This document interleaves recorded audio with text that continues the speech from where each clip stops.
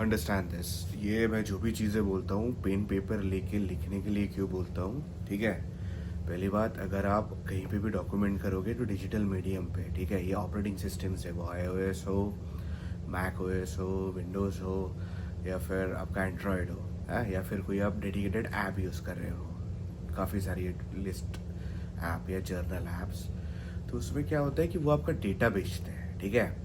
सो data बेचने से क्या होता है कि जो भी आप वहाँ पे नोट डाउन करोगे, कि चीज़ें आप जो भी नोट डाउन करोगे, कीवर्ड्स उठाएगा वो, और कीवर्ड्स उठा के ये जो कंपनियां हैं सब इनको बेच देगा, है। उसका डायरेक्ट रिजल्ट ऐसा होता है कि फिर आपको वो ही ऐड मिलेंगी, ठीक है। मतलब आपका कंफर्मेशन बायस बनाएंगे वो लोग जानबूझ के। साइकोलॉजिकल इफेक्ट होता है बिहेवियरल साइंस का, कि उठा के जानबूझ के आपको वही चीज़ें दिखाएंगे जो आपके बिलीफ सिस्टम को कंफर्म करती हो, ठीक है। जैसे आपने कोई पॉलिटिकल पार्टी का या फिर कोई गूगल सर्च किया तो वही चीज़ आपको उसी सब फीड में दिखती है। जैसे व्हाट्सएप पे आपने किसी को मैसेज किया या कॉल पे किसी से बात की, तो ये सब लोग रिकॉर्ड करते हैं, ठीक है।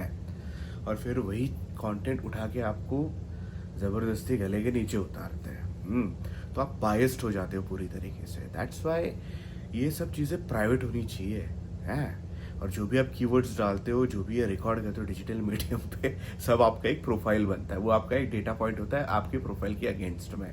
मतलब ये बंदा है, सुमित है, फिर इसका एट्रीब्यूट्स क्या है, ये किस चीज़ पे काम कर रहा है, हाँ। तो फिर इसको कौन कौन सा चाहिए, तो वैसा फिर वो डेटा बेचते हैं। और वैसे जो उस लोग सर्विसेज प्रोवाइड करते हैं, दे पिच यू थ्रू इंस्टाग्राम, ये वो एड, फेसबुक, यूट्यूब और बाकी 50 चीज़ें, ठीक है।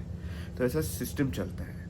तो फिर आपका सिस्टम ओवरवेलम हो जाता है, ठीक है। तो आपका फोकस लूज होता है। दैट्स वाई कैसा है pen paper, because some things should be only for yourself. हाँ, खासकर ये सेल्फ इम्प्रूवमेंट का और बाकी चीज़ों का जर्नी है, वो प्राइवेट जर्नी होना चाहिए। आप जितना ऐसा बाहर बताओगे, बैंड बजाओगे, उतना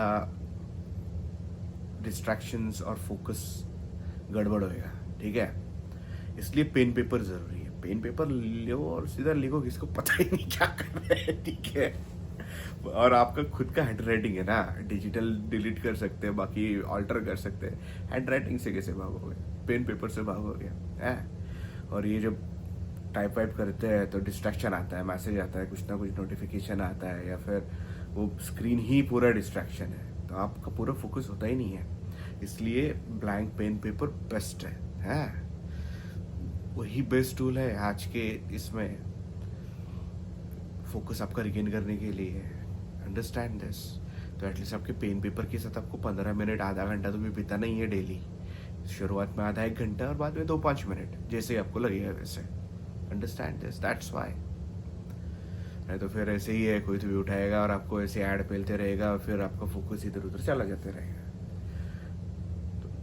पेन पेपर, छोटा सा डायरी लो, छोटा सा पॉकेट डायरी, और छोटा सा मस्त पेन आते हैं। ये जापानीज लोग मस्त बनाते हैं डायरी वायरी, महंगे वाली। पेपर वेपर मस्त रहता है, उन लोग के पेन भी अच्छे रहते हैं। तो just by those, that's the most important tool for your self improvement, है।